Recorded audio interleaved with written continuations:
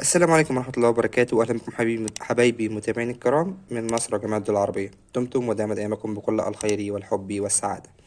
بعد بسم الله والصلاة والسلام على رسول الله صلى الله عليه وعلى من والاه. معكم أخوكم أحمد الكومي، الأمل لتعليم صناعة المنظفات. النهاردة حبايبي هنعمل 125 لتر دوني دوني معطر للملابس بطريقة سهلة وبطريقة تجارية، حاجة بكل سهولة. يعني الدوني من أسهل الحاجات اللي ممكن تعملها في مجال صناعة المنظفات. أول حاجة هنملى الكمية بتاعة المية كلها، هنسيب بس حوالي 2-3 لتر لأن احنا مش هنحط خامات كتير. بعد ما نعمل كده ونملى المية هنحط بالظبط 200 جرام من الفورمالين ونقلبهم كويس جدا ونسيبهم فترة مش اقل من 24 ساعه عشان ريحه الفورمالين تروح تماما وتحفظ لنا المنتج. طبعا انا حطيت الفورمالين من فتره عشان طبعا اقدر اصور الفيديو، فحطيته قبلها ب 24 ساعه ودوبته كويس جدا، ودلوقتي هقدر اكمل المنتج بتاعي. اول حاجه معايا هحط الريحه بتاعتي. انا معايا بالظبط 400 جرام من الريحه الزيتيه. اهم حاجه يا جماعه نجيب ريحه زيتيه كويسه جدا. طبعا انا حاطط 400 جرام، عاوزين تزودوا سنه مفيش ادنى مشكله، ولكن الريحه اللي انا جايبها ريحه ممتازه جدا جدا.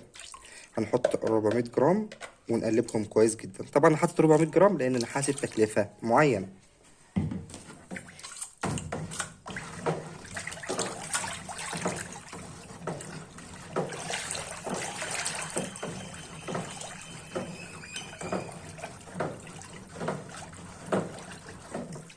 بعد ما حطينا الريحه وقلبناها كويس جدا هننزل وراها مباشره باللون بتاعنا. طبعا اللون على حسب الرغبه، هنحط للدرجه اللي انت عايزه غامق عايزه فاتح، آه، الدرجه اللي انت عايزها. هنحط اللون الازرق ونقلبه كويس جدا. طبعا الازرق مع لون السوفت هيديني يخلي المنتج لونه لبني.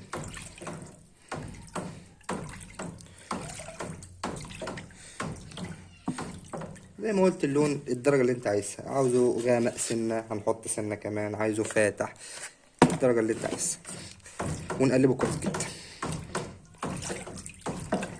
بعد ما قلبنا اللون بتاعنا نيجي لأهم نقطة بعد كده، عجينة السوفت.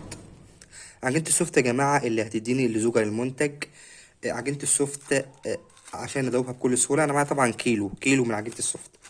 عشان ادوبها هحطها في كيس وابدأ اخرم خرم صغير من الكيس بالشكل ده، وانزل وابدا انزلها خيط بسيط بالشكل ده مع التقليب.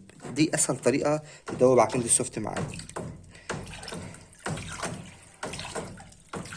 طبعا نازل هات بالراحه خالص بالراحه خالص، خيط صغير عشان يدوب معايا بكل سهوله. طبعا هكمل عشان الفيديو ما يطولش عليكم، ادوب السوفت وارجع لكم تاني.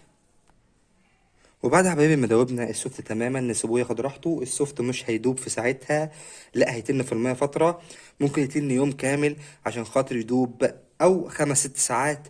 فنسيبوه لحد ما يدوب تماما في المنتج ونرجع نوريكم المنتج. واهم حاجة الفترة اللي هنسيبه فيها لازم نقفله عشان الريحة بتاعتنا ما تأثرش بالجو، وفي نفس الوقت ما يدخلش اي حاجة في المنتج. نسيبه ونرجع لكم بعد ما السوفت يدوب تماما. وبعد يا حبايبي ما سيبنا الدوني بتاعنا لتاني يوم والعجينة دابت تماما، تعالوا نشوف الدوني بتاعنا.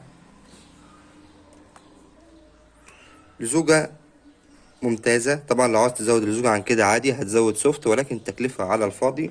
لزوجة كده معقولة بالنسبة للدوني كويسة جدا. يبقى كده عملنا 125 لتر دوني بطريقة سهلة بطريقة بسيطة، دوني تجاري للمحلات. اظن مفيش اسهل من كده. فلو عجبك الفيديو اعمل اعجاب بالفيديو واشترك بالقناه وفعل الجرس حتى يصلك كل جديد من اخوك احمد الكومي. واهم حاجه دعوه حلوه من القلب، لان احنا بنعمل ده كله عشان خاطر دعواتكم. فشكرا والسلام عليكم ورحمه الله وبركاته، ورمضان كريم وكل سنه وانتم طيبين.